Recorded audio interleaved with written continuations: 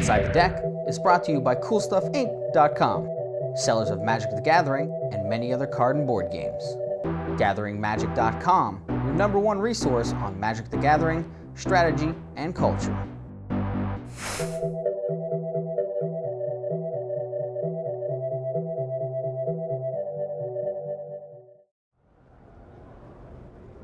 So I prefer Orzhov the most, but I'm not big on like forcing a guild or anything. I think all 5 guilds are great. I think they did a good job designing them. You can draft, you can play with any of them. They're all good.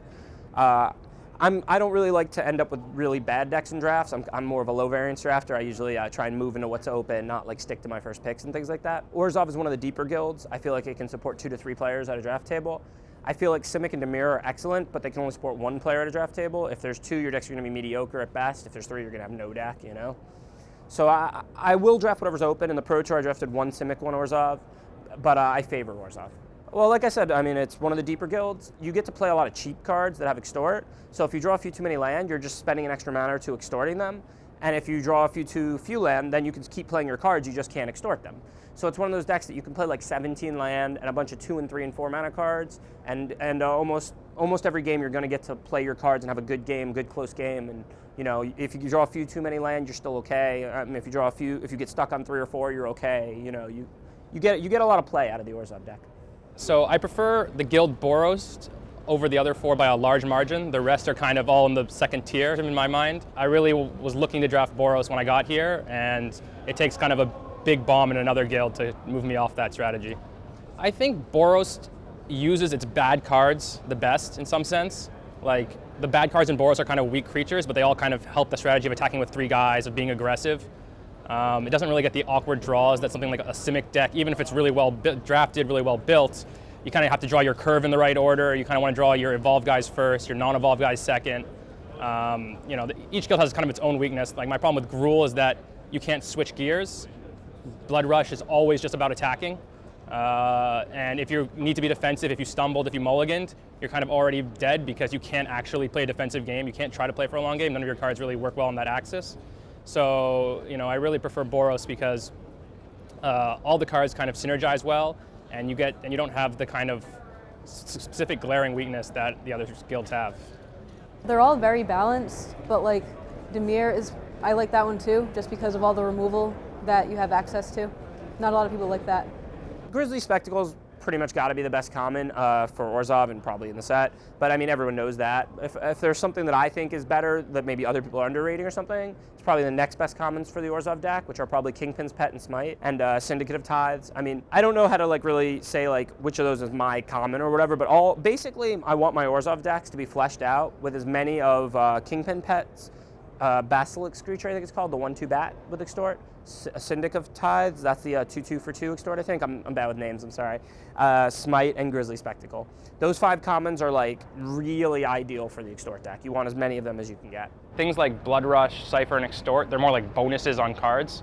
You know, if you just take any card and you kind of put one of those mechanics on it, it just gets better, and you still play it. But kind of you have to build around Battalion and Evolve when you are drafting, and you have to draft around them. Something like Battalion, which makes your creatures much better when it's on and makes them much worse when it's off, is definitely a build around me in draft. You want to make sure you have the right number of creatures. You want to make sure the cards that aren't creatures focus on getting your creatures through or surviving combat. So, you know, and Evolve, obviously, you want to make sure that you have kind of all the pieces that let Evolve trigger multiple times, preferably. So those 2 mechanics definitely reward drafting around them and using them, kind of focusing your draft on them. I've been drafting a lot on Magic Online, and it seems that Orzhov is way underdrafted there. So you get cards like Executioner Swing late, and Wiscopa Confessor, the 1/3 that makes them discard a card. And those are, I think, really good in Orzhov, but they come really late. I think Burst of Strength is very good in the green decks, and Ivy Lane Denizen is probably not a high pick as it should be for most people. It's super good in green. It's one of the best commons.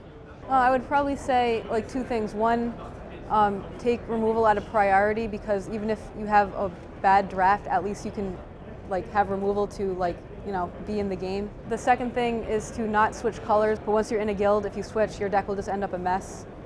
Blood Rush as a mechanic is a lot worse when everybody's a good player. Basically, it's kind of forces you to play in a very narrow window. Kind of, you have to use it in the attacking step. it's almost reactive, right? Like if you try to use it, your opponent can always respond. And so you kind of get in these situations where as a removal spell or as a damage source, it can only be used very specifically, whereas Boros kind of battalion happens when you attack, makes your creatures all better, your opponent has to do something, and then your tricks become live. Gruul, if you attack kind of a bad creature into a good creature, they know you're blood rushing, they can save all their tricks, and you just get kind of hammered for it. So I think Gruul is definitely overrated right now. Well, I wouldn't say Boros is overrated, because it is very good. But I know, like, as soon as we saw the spoiler, as soon as I started talking to people on Moto, it just seems like everybody's, like, all about Boros. And I don't think it's particularly overpowered to the other guilds. I think it's good. I think it's deep. I think it and Orzhov are the two deepest, can both support 2 to 3 drafters per table. It has a nice curve. You got Mugging, Ember Beast, Sky Knight Legionnaire, great commons. So, I mean, it's good. But I don't think it's, like, far and away above the other guilds or anything. And I think a lot of people do seem to think that. Well, at the moment, I like drafting Gatecrash because it's a new set, so it feels fresh and you're not tired of all the old like interactions. And like one of the problems I think with both of these sets is that you're kind of tied to drafting one guild. You can't really go like be super creative, but I like drafting, and I think the set has a nice balance, and there's some kind of nice synergies between guilds and cards that you might not think of, like, for example, in Simic, you have Metropolis Sprite and the 2 for a Bloodrush guy. I think combine very well to like attack for basically like fireball them if you have enough islands. Stuff like that, small things.